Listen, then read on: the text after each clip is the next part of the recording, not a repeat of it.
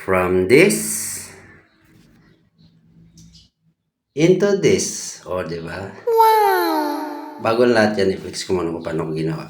Noong una, ganito yung itsura ng project ko, kinuha yan. Kaya ako kinuha yan kasi pinarepair na sa akin yung may-ari. Yan. Yan yung itsura niyan yung loob. Lahat-lahat, puro naka-plywood po yun. Yung kisame niya, puro tagpi-tagpi rin ng plywood sa sobrang tulo. Saka yung hero dito, puro luma na. Kaya ang daming tulo. So, sabi ng may-ari, pag kinuha mo yan, ikaw na bahala, pagandahin mo lang. So, ginawa ko, nag-focus muna ako sa may flooring. Kasi kailangan maganda pagpantay yung flooring bago ako magsimula. Tapos, siyempre, yung CR. Kailangan muna yung CR kasi para may gagamitin. Kasi tatagal. So, nag-focus din ako sa labas. Pabubungan daw. Ngayon, yung nabubungan na siya, ito na siya. Yan. Pwede na ako makapokus sa loob. So, ginawa ko sa loob, na-frame ko na lahat-lahat yan, yung walling, bago ko siya takpan ng Hardeflex. So, bago ko takpan ng Hardeflex, dapat naka-ready na rin yung mga wiring. So, naging electrician din ako. Diba? Yan. Kailangan kasi matakpan, dapat naka-ready na lahat ng outlets, saksakan, saka switch. So, ito na, pinaunti-unti ko siya nang tinakpan yung wall. Kasi yung una yung wall eh. So, nung pagkatapos ng wall na yan, dito naman ako tutok sa kisame. O nga pala, kaya ako lang mag-isa dyan kasi yung mga kasama ko nag-absent sabay-sabay pa. Kaya minsan, ako na lang mag-isa gumawa. Kaya yan.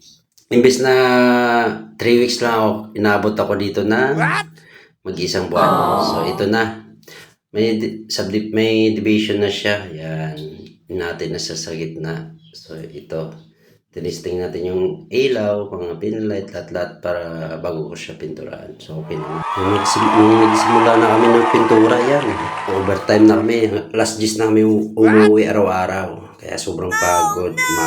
Gising umaga. Last days na nga po umuwi. Wow. At least para matapos na to para mag-open na siya. Gusto kasi ni Mari, mag-open na sila this week.